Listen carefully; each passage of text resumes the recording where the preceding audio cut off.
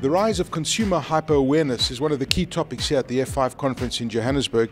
And talking about the security and what we're doing online, digitally, are we sharing that too much information? How secure are things? How secure do you feel when you purchase something online? Is it something that you feel comfortable? And security is one of the big issues that has come up when we are living in this digitally connected world out there. We're sharing all of this information, but at the end of the day, how secure are we? Do we have reason to be worried, Bruce? Well, Aki, I think yes, we do.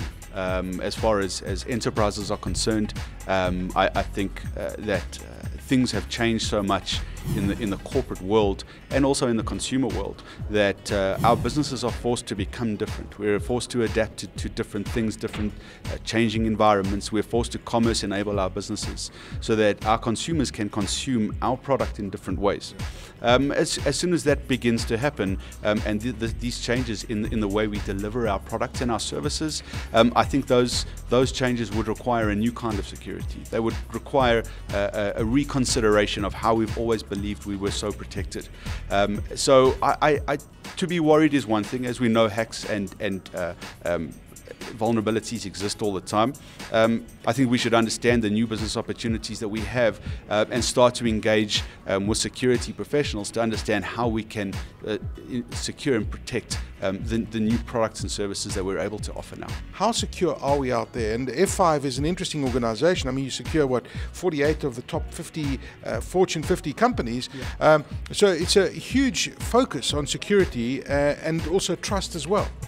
Yeah, I think we're living in an age at the moment where security should be integral to everything, and there are obviously becoming more and more bad people out there that are trying to do bad things, and it's trying to make sure that we stop as much as possible happening to us. We share more information online, we provide more information online, and what we're trying to do is make sure that whatever that information is that's being shared, that we know what information is being shared, where it's being shared, and whatever we're putting on our laptops or our phones, that it is as secure as humanly possible. But you used a classic example earlier. You said that when you want to reset your password, anybody can go online and reset anybody's password if you know their email address or their credentials. But you're saying that the questions they typically ask is what was your first dog, what was your first car, and it's so easy to hack into somebody's account just using those credentials. Yeah. So for example, if you look at Facebook, you've got first of all, you've got your mother on Facebook. They're always there. Mother's maiden name will be there. That's typically one question. The first thing that you do when you get a new animal, you're taking photos. The dog's name's there. What was your first dog? You look at your car. You've got photos of your car out there. It's either A, what was your first car, or what was the color of your first car? Where did you go to school? That information is all there and already available, and those are the general type of questions that get asked when you reset your password. So to be able to get all that information, to be able to correlate all that information is actually quite easy. How worried should we be with regards to security online, and where do you think the problem is? Let me ask you that. I think to be honest with you, from a consumer perspective, ignorance is bliss. You naturally think you're consuming the best services and that those services have got some level of security built in.